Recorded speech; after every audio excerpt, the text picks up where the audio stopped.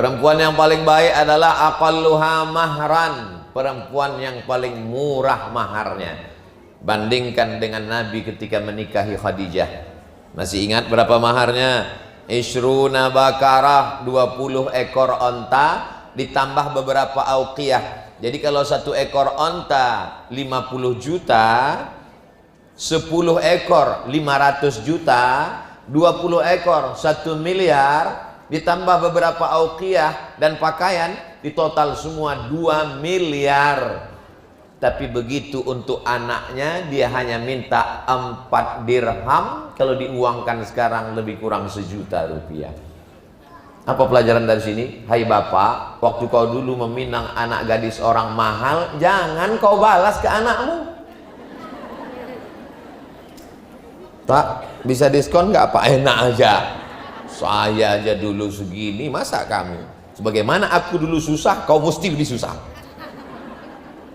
Yassiru wala tu'assiru, berikan kemudahan, jangan dipersulit. Idza ja'akum man tardawna dinahu, kalau datang kepada kamu orang yang kamu suka agamanya, wa khuluquhu, baik akhlaknya, fazawwijuhu, maka nikahkanlah dia dengan anak gadismu. Illa taf'alu, kalau tidak kau lakukan, takun fitnatun fil ardi was fasadun arid, akan terjadi kerusakan yang amat sangat dahsyat yang luar biasa. Akhirnya apa kata Nabi sallallahu alaihi wasallam? Zawwajtukaha, kunikahkan engkau wahai Sayyidina Ali dengan anakku Sayyidatuna Fatimah dengan mahar hasil dari penjualan baju besi Hutamiyah, maka halallah mereka pun menikah. Dipesankan Nabi sallallahu alaihi wasallam wasiat yang baik-baik, bahwa pernikahan menjaga kehormatan, bahwa tujuan pernikahan adalah lahirnya keturunan, bahwa tujuan pernikahan adalah mendekatkan kekerabatan. Yang sebelumnya hubungan Nabi dengan Sayyidina Ali, ayah mereka adik-beradik. Ayah Nabi namanya Abdullah, ayah Sayyidina Ali namanya Abu Talib, kakek mereka namanya Abdul Muttalib. Sekarang hubungan itu lebih dekat, menjadi menantu Rasulullah sallallahu alaihi wasallam. Begitu juga hari ini. Kalau selama ini hubungan kita hanya sekedar jamaah, ibu, teman, sahabat baik, anak ibu dengan anak ibu menikah, anak bapak dengan menikah, ada adik-adik kita yang ganteng-ganteng, yang soleh-soleh, tinggal pilih aja salah satu. Jangan cuek sekarang, nanti diambil orang nangis. Lalu kemudian menikahlah mereka dengan penuh kesederhanaan, maka rumahnya tinggal di belakang rumah Nabi Muhammad sallallahu alaihi wasallam.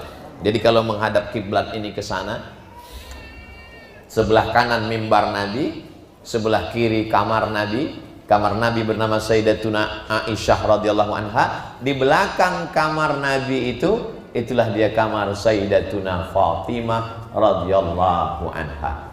Jadi Nabi tempat sholat langsung, tidak ada berjarak, langsung dinding Masjid Nabawi, ada pintu. Nabi keluar dari kamar, langsung tempat dia sholat. Pintu tempat Nabi keluar kamarnya itu sekarang ditutup dengan tempat lemari Quran. Panjang umur sehat badan, kita bisa iktikaf di Raudhah insyaallah. Nanti nampak ada tempat Quran, di balik itulah pintu tempat masuknya Nabi keluar kamarnya. Bilal datang ke sana untuk bertanya sudah boleh iqamat atau belum. Jadi Nabi sholat sunat itu di kamar. Kapan Bilal berani iqamat? Diketuknya pintu. Assalamualaikum ya Rasulullah. Waalaikumsalam. Sudah boleh qomat ya Rasulullah. Kata Nabi, aqimis shalah. Barulah Bilal qomat. Jadi makna aqimis shalah itu bukan dirikan salat. Aqimis shalah, kalau khatib naik atas mimbar, innallaha ya'muru bil 'adli wal ihsan wa ita'i dzil qurba wa yanha 'anil fahsya'i wal munkari wal baghi ya'idzukum la'allakum tadhakkarun fadhkurullaha al-'azima yadhkurkum was'aluhu min fadlihi yu'tikum wa la dzikrullahi akbar. Aqimis shalah. Maksud aqimis shalah, qomatlah wahai Bilal. Jadi zaman Nabi itu yang nyuruh Bilal qomat itu Nabi. Kalau sekarang yang nyuruh Bilal itu qomat, ibu-ibu di belakang, qomat. Di tempat lain, di Batam dah. Nah, di belakang kamar Nabi itu, itulah dia kamar Sayyidatuna Fatimah bersama dengan Sayyidina Ali. Jadi langsung di samping masjid. Di samping kamar Fatimah itu ada satu tiang. Tiang itu namanya Ustuanatul Haris, tiang penjaga. Karena disitulah Sayyidina Ali tegak menjaga Nabi kalau datang tamu. Jadi nanti kalau ada yang, kenapa Ustaz Somad itu mesti dijaga? Tidak ada orang Batam ini yang jahat. Cuman ini namanya sahabat UAS, bukan sahabat Nabi. Anak-anak muda dari baik kesubuhan, dari anak-anak muda yang luar biasa. Sayyidina Ali anak muda, sepupu Nabi, sewali dengan Nabi, ayah mereka adik-beradik, dan dia sekaligus menantu Nabi. Sahabatnya dapat, menantunya dapat, saudara ayah adik-beradik dapat, hubungan yang amat sangat dekat dengan Nabi Muhammad sallallahu alaihi wasallam. Tapi Ali tak kaya. Apa kerja Sayyidina Ali? Mengambil upah menimba air di rumah orang Yahudi. Itu maka ada pertanyaan, Ustaz Somad, boleh nggak kami kerja di tempat orang tak Islam? Kalau hubungannya hanya sekedar kerja, tak ada kaitan dengan agama, wala ana abidum ma'abattum wala antum abiduna ma'abud lakum dinukum. Tapi kalau ada hubungannya dengan agama, dipaksa untuk ritual agama, jangan. Apa dalilnya boleh bekerja dengan orang tak Islam, Pak Ustadz? Sayyidina Ali mengambil upah menimba air sumur, karena waktu itu belum ada sumur bor, di rumah orang Yahudi. Maka dapat beritalah, Nabi kan dapat banyak hamba sahaya waktu perang Badar, perang Uhud. Waktu perang Uhud itu dapat, Nabi waktu perang Uhud itu dapat duit sebanyak 50.000 keping dinar. Satu dinar beratnya 4,25 gram emas. Kalau 1 gram 1 juta, 4,25 gram lebih kurang 4.250.000 kali 50.000 keping. Berapakah duit Nabi? Kita hitung sama-sama ya. Jadi kalau saya tak hitung tak percaya pula. Nah, yang punya kalkulator buka, yang tak punya dengar aja baik-baik. 1 keping dinar 4,25 gram berarti 4.250.000 kali 50.000 keping, 212 miliar 500 juta. Harta rampasan perang Badar 212 miliar 500 juta. Berapa jatah Nabi? Wa'lamu annama ghanimtum min syai'in fa inna lillahi khumusahu. Ketahuilah bahwa harta rampasan perang maka Nabi dapat khumus. Khamsah 5, khumus 1/5. 1/5 itu berapa? 20%. Kalau 200 miliar, 20%-nya berapa? Lebih kurang 40 miliar. Bayangkan ayah kita punya duit 40 miliar. Datang anak yang menantunya susah menimba air, mengadu ke rumah. Ya, lakiku susah menimba air. Kira-kira apa kata bapak? Beli sama sumur-sumurnya sekalian.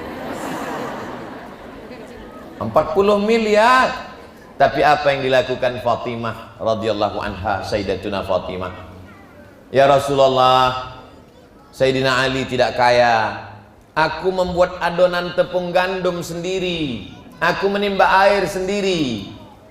Tolonglah berikan beberapa budak hamba sahaya tawanan peran untuk membantu menolong. Apa kata Nabi sallallahu alaihi wasallam? Sebelum kau tidur malam wahai Fatimah, baca subhanallah 33, alhamdulillah 33, Allahu akbar 34. Bedanya kalau selesai sholat 33, 33, 33. Untuk zikir sebelum tidur kau baca subhanallah 33, alhamdulillah 33, Allahu akbar 34. Setelah itu berdoalah kepada Allah, tidurlah nak.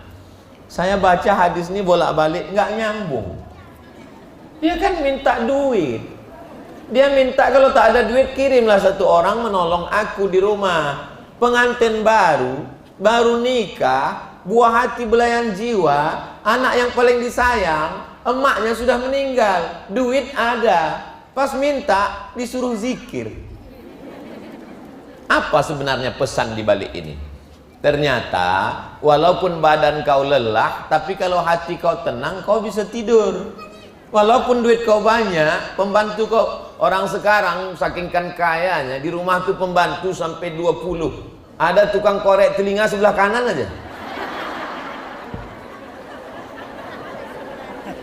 Ada yang ngurus tukang masak aja. Ada yang jadi supir aja.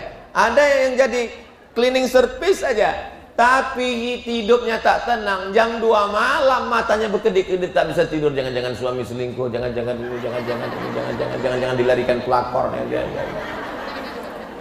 Jadi kalau ibu tenang, berzikir, badan sehat, pikiran tenang, darahnya normal, tidak kena diabetes meletus, tidak kena serangan jantung, maka sebelum tidur subhanallah 33, alhamdulillah 33, Allahu akbar 34, meniru amalan Sayyidatuna Fatimah yang langsung diajarkan Sayyidina wa Maulana Muhammad sallallahu alaihi. Marahkah Sayyidatuna Fatimah? Tidak. Menikahlah akhirnya mereka serumah dengan penuh kasih sayang. Tahun kedua hijrah menikah. Tahun ketiga lahirlah anak pertama, dikasih Nabi namanya Sayyidinal Hasan. Tahun keempat lahir lagi, jarak antara Sayyidinal Hasan dengan anak kedua cuman setahun. Tahun keempat lahir lagi anak kedua, dikasih nama, kalau baik bahasa Arabnya Hasan, baik Hasan, tapi kalau baik ini kecil Husain.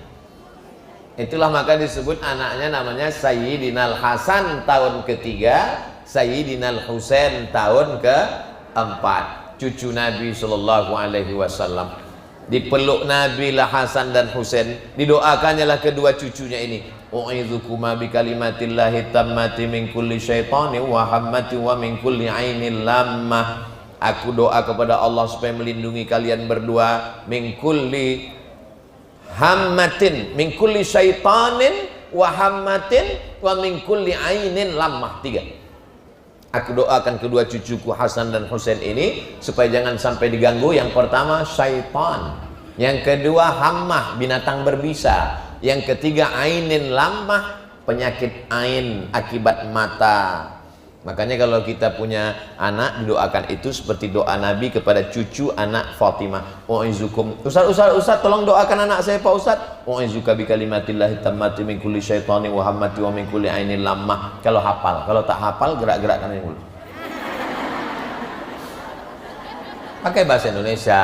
Ya Allah, jagakanlah anak ini dari setan, dari binatang berbisa, dari gangguan mata ain. Mata kalau dia hasad maka muncul ain, diikuti setan. Makanya kalau anak kita dipuji orang, sertakan Allah di dalamnya supaya dijauhkan. Anaknya cantik ya, alhamdulillah. Anaknya ganteng ya, tabarakallah. Anaknya pintar, banyak hafalan ya, alhamdulillah. Ini kadang kita tak menyertakan Allah, itu maka kena ain. Anaknya ganteng ya, siapa dulu bapaknya. Anaknya cantik ya, memang buah nggak jauh jatuh dari pohonnya, kecuali kalau buah itu jatuh ke sungai atau dihembus angin. Takbur, sombong. Nah, Nabi mengajarkan itu. Nabi duduk, dipeluknya Hasan, dipeluknya Husain, diciumnya kepala Sayyidina Hasan, diciumnya kepala Sayyidina Husain. Kebetulan ada orang Arab Badui. Orang Arab Badui ini tinggal di gurun pasir, temperamen, keras, kasar. Namanya Habis bin Aqra. Menengok Nabi mencium Hasan Husain, apa kata dia? Aku punya anak laki-laki 10 orang, satu pun tak pernah kucium. Begitulah kasarnya orang Arab Badui. Di Batam ini, sepreman-premannya orang pakai anting, bertato, kumis melintang. Kalau sudah anak kecil, lintang, hilang premannya. Tapi orang Arab Badui lalu mendengar ucapan itu, apa kata Nabi? Man la yarham la yurham. Siapa yang tak sayang kepada anak kecil, maka dia tak disayang Allah Subhanahu wa ta'ala. Suatu ketika Nabi sedang naik khutbah di atas mimbar. Ini mimbar Nabi, ini mihrab Nabi tempat imam. Di situ kamar Nabi bersama Sayyidatuna Aisyah. Di belakang tuh kamar Sayyidatuna Fatimah bersama Sayyidina Ali. Di depan itu ada halaman. Waktu Nabi sedang khutbah di atas, Ditengoknya Sayyidina Al-Hasan dan Sayyidina Husain sedang berkelahi berebut kain. Anak kecil menarik-narik kain. Turun Nabi dari atas mimbar, pergi dia ke halaman, dilerainya cucunya itu, dimasukkannya ke rumah, naik dia lagi ke atas mimbar, dibacakannya ayat. Innama amwalukum wa auladukum fitnah. Memanglah cucu-cucu ini ujian, kata Nabi. Apa kata Nabi berpesan tentang dua cucunya ini? Innal Hasan wal Husain sayyida syababi ahlil jannah. Sesungguhnya Hasan dan Husain dua pemuda pemimpin pemuda-pemuda surga. Jadi nanti kalau anak-anak muda ini semuanya masuk surga, insya Allah, amin. Pemimpin anak-anak muda di surga adalah Hasan dan Husain. Maka disebut di pangkal namanya karena Nabi mengatakan Innal Hasan wal Husain sayyida, sayyid. Maka kita menyebutnya Sayyidinal Hasan. Pemimpin kami Sayyidinal Hasan. Pemimpin kami Sayyidinal Husain. Pemimpinku Sayyidi. Tak boleh menyebut Hasan Husain saja. Sayyidinal Hasan, Sayyidinal Husain. Sayyidi pemimpinku. Tapi karena orang kita payah nyebut Sayyidi, siapa tuh? Sidi. Nah, paling banyak Sidi di Pariaman. Sidi. Kalau di Mesir, kalau kita jumpa orang Muhammad, belum kenal namanya, Ta'ala Muhammad, ya Muhammad kata dia. Tapi kalau di Maroko, kalau kita jumpa orang kita tak tahu namanya, misalnya mau nanya, kalau di Indonesia mungkin Mas. Kalau di Batam, Abang. Nah, kalau di Medan, Cok sini kau sebentar. Yong. Tapi kalau di Maroko panggil Simo. Simo itu apa? Singkatan dari Simo, Sidi Muhammad. Sayyidi Muhammad, tuanku. Jadi orang Maroko juga menyebut Sayyidi itu Sidi. Maka kita menyebut Sayyidina Muhammad, Sayyidina Husain, Sayyidina Hasan. Lalu kemudian begitulah kehidupan Nabi. Nabi kalau dia sedang musafir, perjalanan jauh, pulang, dia ke masjid, sholat sunat 2 rakaat. Itulah mengapa jamaah haji dan umroh kalau pulang dari Makkah tidak langsung pulang ke rumah, tapi langsung ke masjid dibawa oleh ketua kloter. Kenapa kita sholat sunat 2 rakaat? Karena Nabi kalau musafir pulang sholat sunat 2 rakaat di masjid. Pulang Nabi dari perjalanan jauh, Nabi pulang sholat 2 rakaat di masjid. Setelah itu dia pun ke rumah Sayyidatuna Fatimah, diciumnya kepala Fatimah. Walaupun sudah punya suami, punya anak, diciumnya kepala Sayyidatuna Fatimah. Ketika ditanya oleh sahabat, kenapa kau cium Sayyidatuna Fatimah ya Rasulullah? Kata Nabi, ku cium kepalanya, terciumku bau surga ketika aku Isra dan Mi'raj. Bagaimana ku cium bau surga? Begitulah harum semerbak Sayyidatuna Fatimah. Kita tidak seperti Fatimah, paling tidak pakailah minyak wangi. Perempuan mana boleh pakai minyak wangi Pak Ustadz? Perempuan pakai parfum untuk suaminya, untuk ayahnya, untuk anaknya di rumah. Bukan berarti perempuan tak boleh parfum itu lalu perempuan bau bawang dan minyak kayu putih. Innal malaikata tata'azza, malaikat tersakiti dengan bau-bau busuk. Sayyidatuna Fatimah harum semerbak, kepalanya dicium Nabi Muhammad SAW, ciuman kasih sayang. Hai bapak-bapak, kau punya anak perempuan, kau cium kepalanya, buah kasih sayangmu. Saya ditakdirkan Allah tak punya anak perempuan, walaupun kata dokter katanya perempuan, pas ditengok laki-laki. Sudah disiapkan nama perempuan bagus-bagus. Siapa namanya Pak Ustadz? Mizyana. Rupanya lahir perempuan. Mizyan Hazik Abdillah. Yang kedua disiapkan nama perempuan. Siapa namanya? Ahla Hanina. Ahla Hanina, rindu yang terindah. Karena lama dinanti-nantikan. Tengok laki-laki, Sami Ahmad Misbahi Ibadillah. Nama untuk perempuan itu sudah habis, sudah dibagi-bagikan ke orang lain. Laki-laki perempuan sama saja, yang penting soleh dan lihah. Maka Nabi sallallahu alaihi wasallam memuliakan anak perempuan. Lalu kemudian apa pelajaran sekarang? Tidak ada jarak antara anak dengan ayah, walaupun anak itu sudah punya suami, walaupun dia sudah punya anak, bapak sudah punya cucu, hubungan tetap dijalin baik sebagaimana Nabi sallallahu alaihi wasallam dengan Sayyidatuna Fatimah. Lalu kemudian begitulah perjalanan mereka selama lebih kurang 10 tahun di kota Al-Madinah Al-Munawwarah. Sayyidatuna Aisyah melihat sendiri masyuha, jalannya, jalan Sayyidatuna Fatimah itu macam jalannya Nabi Muhammad sallallahu alaihi wasallam. Biasanya gen itu, cara berjalan, cara makan, cara duduk, cara senyum, itu bisa kita warisi dari orang tua kita. Maka ibu pasti ada di antara anak ibu itu yang mirip. Tapi saya tengok Pak Ustadz, anak saya ini mirip tetangga pula. Bahaya tuh. Kata Sayyidatuna Aisyah bersaksi, aku lihat cara berjalan Fatimah seperti jalan Nabi Muhammad sallallahu alaihi wasallam. Walaupun anak kita itu perempuan, bapak laki-laki, tapi ada anak perempuan itu yang lebih menyerupai bapaknya daripada emaknya, betul? Kata orang Melayu, kalau anak perempuan itu mirip bapaknya, anak itu betuah. Betuah itu bahasa orang Melayu. Kalau bahasa Islamnya, anak itu barokah. Anak itu penuh dengan keberkahan. Jadi di antara anak-anak Nabi Muhammad SAW, yang paling mirip dengan Nabi itu adalah Fatimah radhiyallahu anha. Lalu kemudian sampailah pada kesibukan berbagai macam selama 10 tahun di kota Al-Madinah Al-Munawwarah.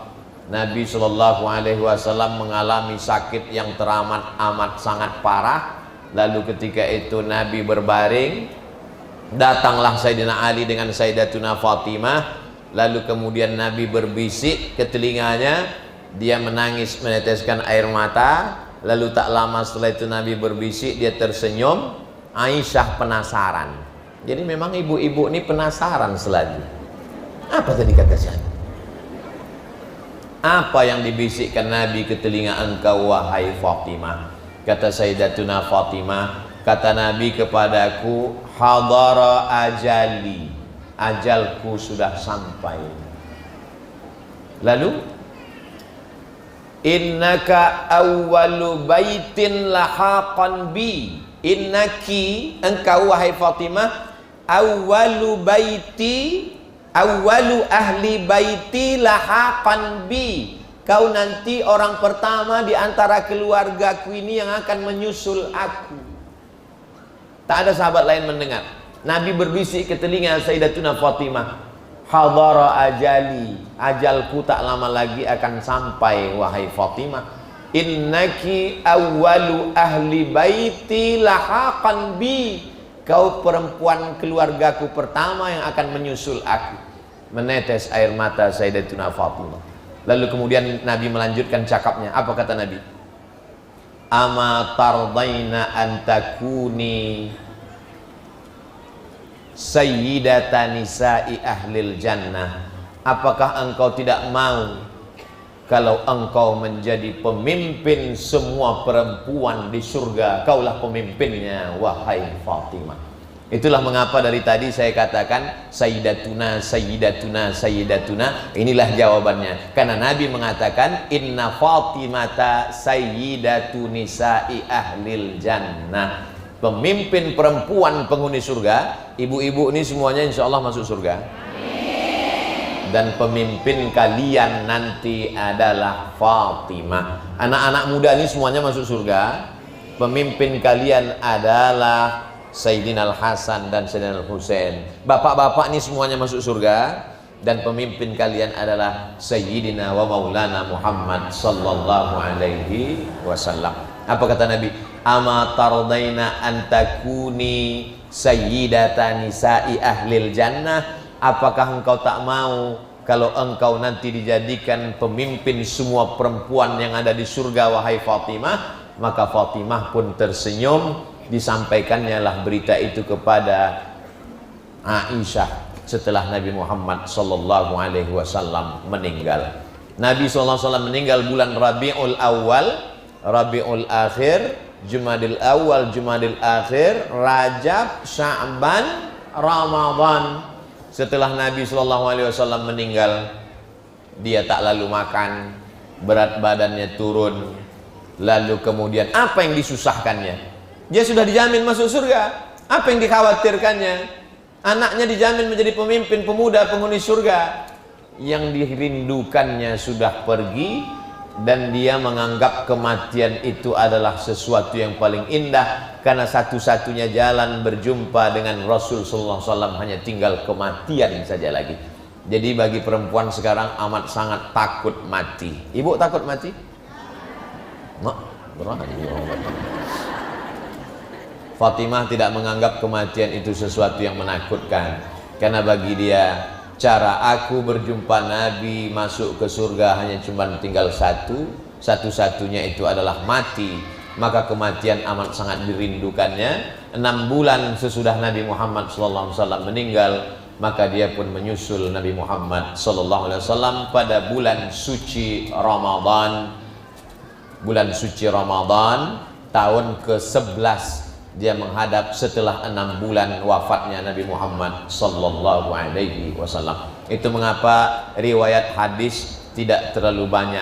Dari mana Ustadz dapatkan sumber-sumber riwayat ini? Sebagian besarnya dari kitab yang ditulis oleh Imam Jalaluddin Abdurrahman As-Suyuti, meninggal tahun 911 Hijrah. Judul kitabnya Ats-Thughur Al-Basimah fi Manaqib Sayyidatina Fatimah, tentang biografi Sayyidatuna Fatimah, dan dari beberapa referensi lain. Itulah sekelumit. Tadi saya mulai jam 9:30, sekarang sudah jam 10:20. 50 menit bercerita tentang kehidupan seorang perempuan yang umurnya meninggal lebih kurang 28 tahun. 5 tahun sebelum turun wahyu, 13 tahun selama turun wahyu di Makkah, tambah 10 tahun di Madinah. 10 tambah 13 tambah 5 sama dengan, itulah usianya. Mau diringkas menjadi 1 jam. Jadi kalau ada orang mengatakan saya bisa menceritakan kehidupan Fatimah dalam 1 jam, bahasa Arabnya mustahilun. Jadi nanti kalau ada orang bercerita, berceramah tentang Sayyidatuna Fatimah, dengarkan baik-baik. Yang disampaikan Ustaz Abdul Somad mungkin 0,01%. Poin-poin pentingnya saja, karena keterbatasan ilmu Abdul Somad. Mudah-mudahan bermanfaat buat kita semua insya Allah. Sebagai seorang ayah, sebagai seorang suami, sebagai seorang anak, sebagai seorang anak perempuan, banyak pelajaran yang dapat kita petik dari kehidupan Sayyidatuna Fatimah. Mudah-mudahan ibu semua bertemu dengan beliau di surga Jannatul Firdaus. Banyak-banyak membacakan Al-Fatihah, banyak-banyak berakhlakul karimah. Mudah-mudahan mendapatkan syafaat ahli bait Sayyidatuna Fatimah radhiyallahu anha. Itulah yang dapat saya sampaikan pada kesempatan kali ini. Yang baik datang dari Allah, yang tak baik dari hamba Allah yang dhaif. Saya kembalikan ke moderator. Wassalamualaikum warahmatullahi wabarakatuh.